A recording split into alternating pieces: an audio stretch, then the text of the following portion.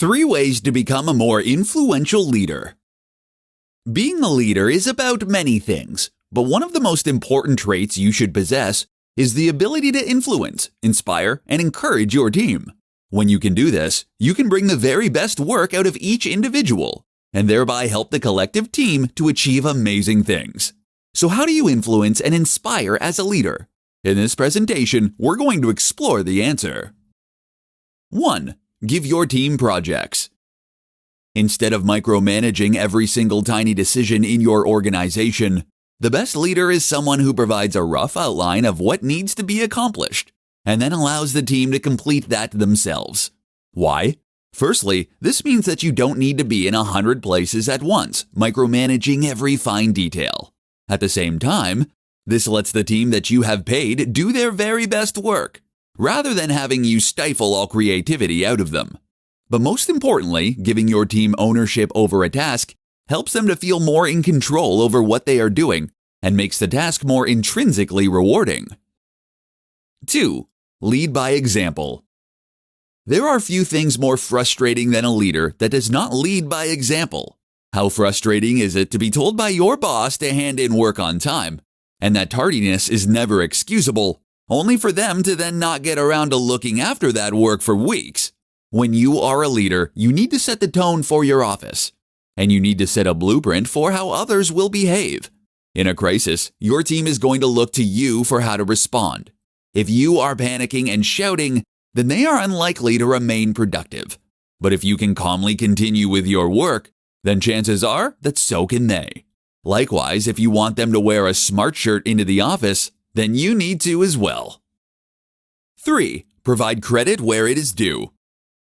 Providing incentives for completed work has been shown in studies not to work. This has the unfortunate effect of making people focus too much on the end goal, thus reducing creative thinking and problem solving. But what you should do is ensure that the contributions of each team member are felt and that they feel rewarded through credit. When you do this, you will create a situation where everyone wants to do their very best work because they know it is valued and seen. 5 leadership skills to help your business grow. Want to be a better leader and take your business to newer heights? Then listen up and we'll go over 5 crucial skills that are necessary for any leader. Empathizing. One of the single most important skills for any leader is the ability to empathize with their staff. In particular, this means not judging, and it means assuming that each member of your team is their own person with their own things going on. In other words, if someone is performing subpar today, you don't assume they're simply lazy. Instead, you ask what your organization could do differently to help them feel motivated. Or you ask what could be going on in their life that's making them unhappy. Explaining. Talking about goals can help your staff to an extent when done the right way. Rather than giving staff their own targets to reach and then rewarding them for hitting them, you should instead share your goals and the company's goals in order to explain to them why you are making the decisions you are making and what the end vision is for the team. This immediately gets your workers on side, as it shows them that you trust them. At the same time, by letting your team know what they're trying to achieve, they will be freer to come up with their own effective ways of meeting those tasks and give them the freedom to make some of their own decisions and use their intuition rather than always deferring to you for the next step. Ultimately, this means less communication overhead, less time wasted, and better productivity. Commanding attention. A great leader should be someone who is dynamic, engaging, charismatic, and charming. While this isn't something that everyone is born with, the good news is that it can be learned. Attending acting classes, public speaking classes, and even stand-up comedy clubs can be a great way to develop those skills. Management. Often the terms leadership and management go hand in hand. While both are related though, they are different skills. As a manager, your job is to manage resources and staff in order to place them in the most productive position to help reach targets and goals. Learn to do this if you want to be the best kind of leader. Bravery. Finally, a great leader needs to be brave and courageous. Your job as leader is to take responsibility, to make quick decisions, and to sacrifice your own reputation if it means looking after your team. This all takes courage and bravery, but it will pay off in the huge amount of loyalty and respect you command among your team. All leaders are readers. 5 must-have books to read to become a better leader. Nearly every major CEO and leader reports that they read a large number of books every day, from Bill Gates to Elon Musk. Doing so allows them to further develop their leadership skills and to develop a greater understanding of their role and the way they can get the best out of others. While there is an unlimited number of books that the best leaders should read, the 5 I'm about to share with you will offer a great place to start. These books are deeply impactful and could make you a better leader than 99% of managers all on their own. Deep Work by Cal Newport. This is a book all about focusing hard on a given subject matter. It shows how uninterrupted work produces the best results in terms of quality and quantity. This is eye-opening for many managers who are used to constantly pestering their staff with emails, messages on Slack, and pointless meetings. The Power of When by Michael Brews. Another book that looks at how to get the most out of staff, this time focusing on how different people work better at different times of day based on their chronotype. It shows how this can correlate with health and even personality types. It's fascinating reading, as this kind of research is likely to turn our approach to management on its head. So stay ahead of the curve by reading this one. The Personal MBA by Josh Kaufman. The Personal MBA is a business masterclass in a single book that also incorporates many concepts that relate directly to management and leadership. This includes understanding group dynamics, motivation, and more. Start with Why by Simon Sinek. This is an extremely powerful book that discusses the importance of understanding the why behind any business. This is what has always set the superstar businesses like Apple apart from the rest. An understanding of what it is they are all about. This can help you to create a better product and brand, and to better motivate your team. Super Freakonomics by Stephen J. Dubner. This is a book on the impact of economic theory on the world. It shows how one decision can alter the behavior of countless people to change outcomes in huge ways. Understanding this fascinating and entertaining book will make you better at every aspect of business, and especially leadership. How to influence others to take action. Your first job as a leader should be to motivate your team and get them to work as well as possible. If you can't accomplish that much, then you'll find that your office is not productive and that you end up going nowhere fast. Fortunately, a lot of research has been done into the nature of motivation, particularly in the office, and it sheds useful light on how we should go about motivating workers to get the most out of them. By listening to this presentation, you'll learn precisely what you need to do in order to motivate your team to work their very best. Carrot or stick? The old question here was always carrot or stick, but it turns out that the correct answer is, in fact, neither. When getting someone to perform unchallenging and repetitive labor, like filing envelopes, the carrot and stick approach has been shown to work well. However, countless studies have shown that when you want your team to work creatively and use their intuition, the exact opposite is actually true. Gamification, incentivizing, or threatening will all create a kind of tunnel vision in staff that can actually stifle innovation and creativity, as well as reducing their enjoyment of the work they do. So what do you do to motivate your staff? It turns out that the best way to get your staff to work well is to make them feel invested in their work. Give them some kind of ownership over what they produce. Give them the freedom to add their own ideas and solutions. And you will find that your staff end up working harder as of their own accord. This is why the free time at Google is so successful. This gives employees the chance to work on projects that they are interested in, and often it yields the best results. Likewise, when you take an existing task that needs completing, and you give someone the control and freedom they need to decide how that work gets done, you'll find you instantly increase their emotional investment in the task. Instead of controlling every action a person takes, you are giving them ownership of a project or a department. Now it is in their best interest to be productive, and they can decide how they want to go about achieving those goals, which is far more creatively rewarding. How to speak so others will listen. As a leader, one of your first challenges is to learn to command attention, to speak so that others will listen.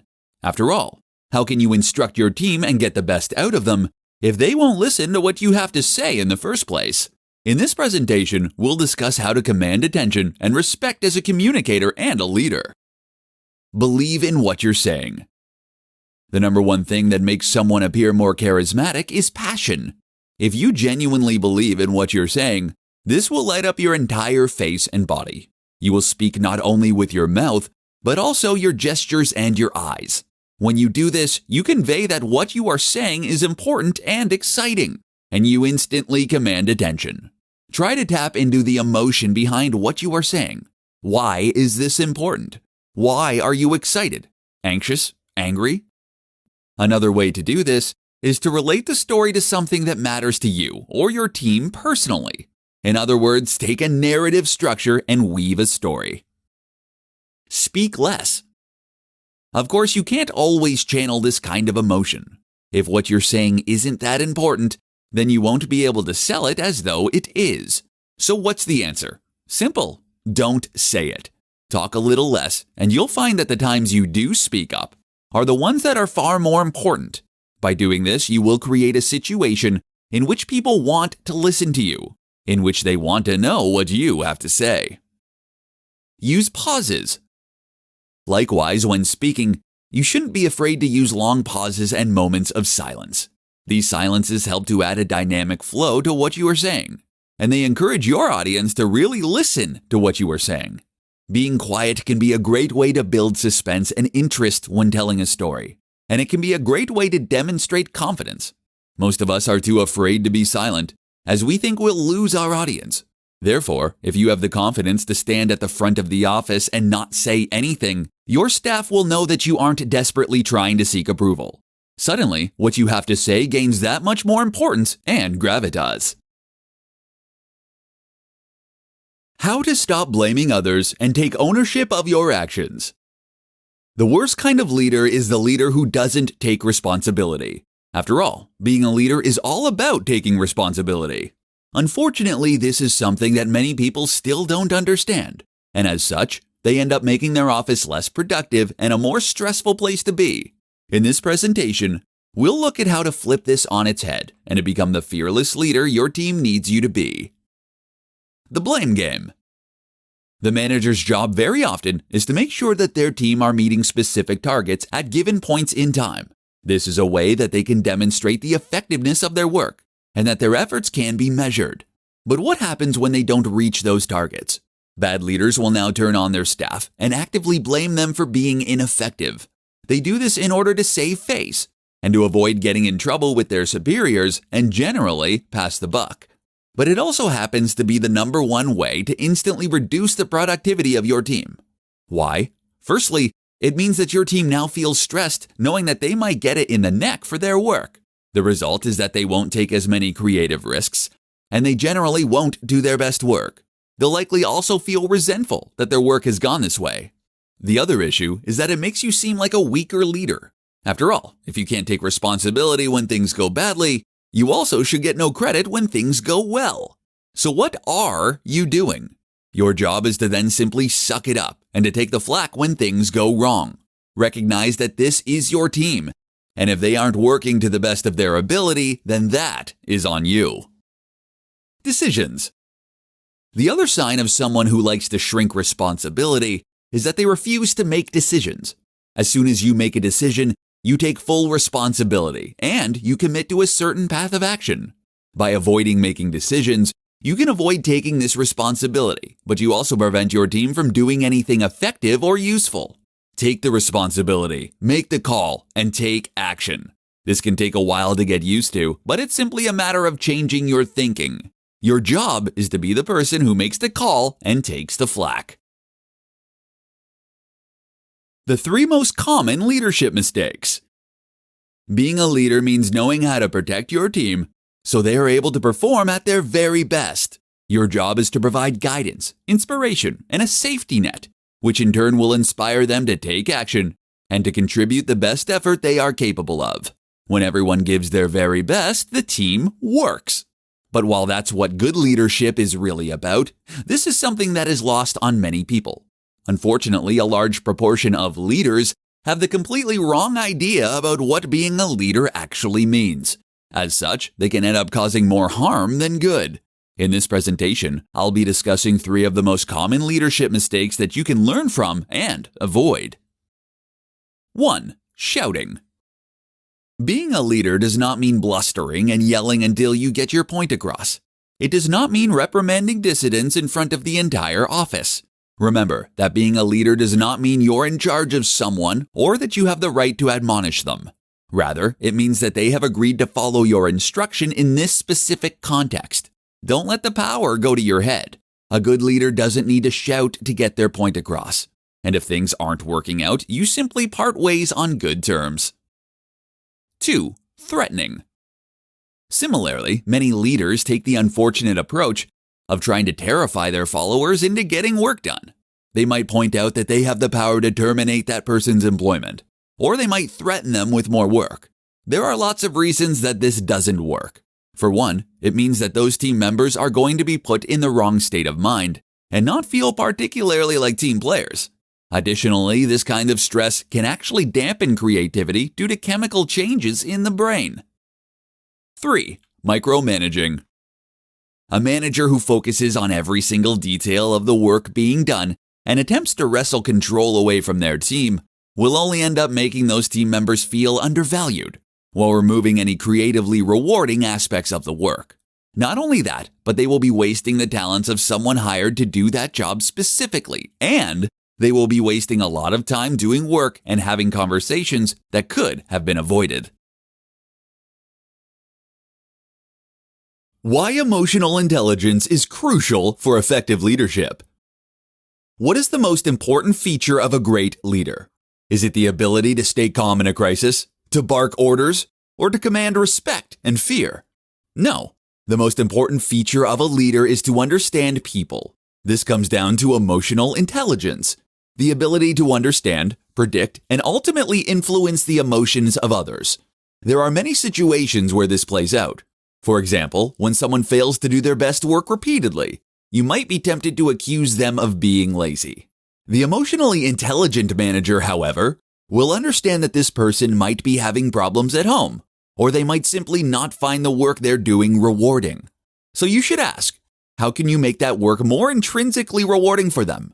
This will get much better results than just storming and shouting. Likewise, if you're unhappy with something a staff member did, your job as an emotionally intelligent individual is to instruct them on what they did wrong, but in such a way as to not upset them or to make them feel undervalued. How to take control in an emotionally intelligent way. We've already seen that using the threat of punishment is an ineffective way to get staff to work harder, and that it will only cause them to be less productive and inventive in the way they approach tasks. But if coming down hard on your staff isn't the answer, then how do you compose yourself to create the image of a leader? The same goes for reprimanding staff. If you shout at them publicly, you will only create enemies and resentment. Instead, demonstrate that you're unhappy by talking through with them in private what they are doing well and how they can stand to improve. Make sure you make them feel valued and make sure they know that the issues are things that can be fixed. In a crisis, emotional intelligence becomes equally important. Perhaps the most important thing here is to remain calm and confident. You might not realize it, but you will set the thermostat, as it were, for the mood of the office. If you panic, then the office will panic. Whereas if you're calm and collected, so too will be the rest of the office. This is another form of emotional intelligence, the ability to take control over your own emotions and therefore to react in the best way possible. Why empathy is the most important leadership trait. If there is one thing that needs to change about the way most people approach leadership, it's their understanding of the role of empathy. You see, many people fail to recognize that there is a role for empathy after all. Their assumption is that they can produce great work through discipline, incentives, and organization. In fact, though, the main difference between a well-liked and respected leader and one who is completely ineffectual is their ability to empathize with staff and to understand them.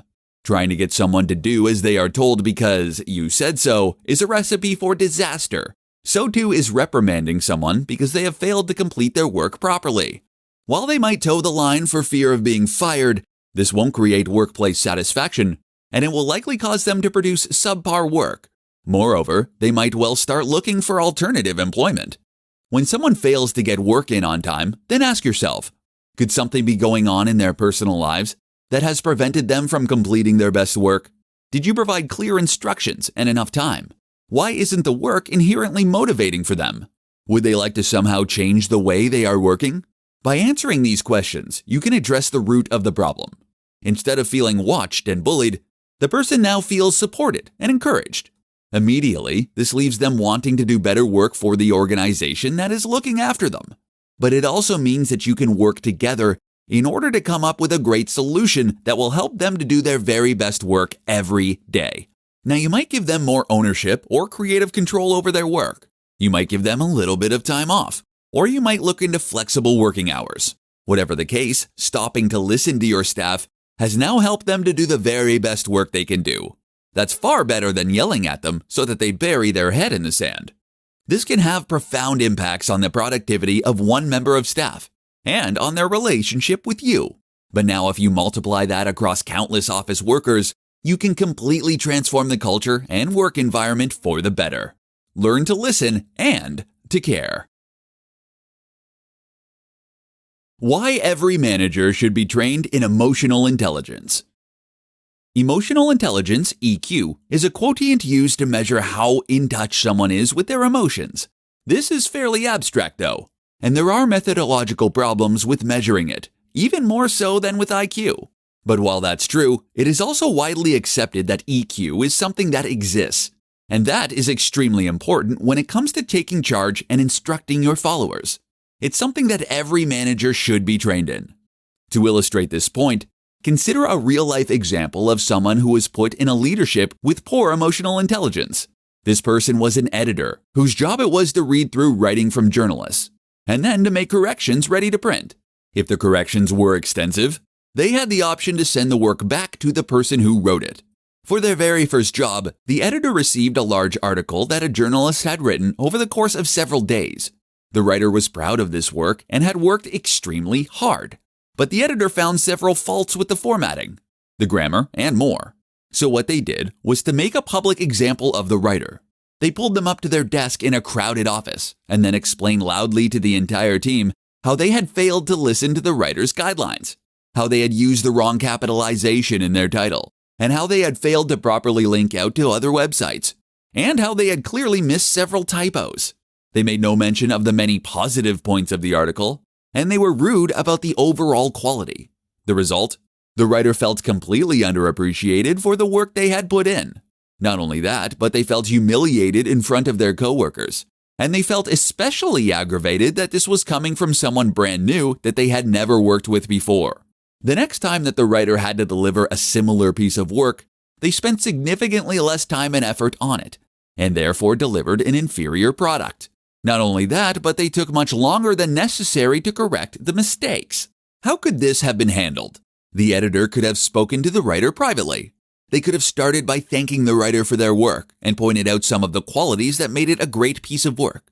Then they could have mentioned that there were a couple of small issues, and if that they could be corrected as soon as possible, then the work would be good to go. The difference here is huge, and over the course of countless interactions and countless months, it can completely transform a workplace.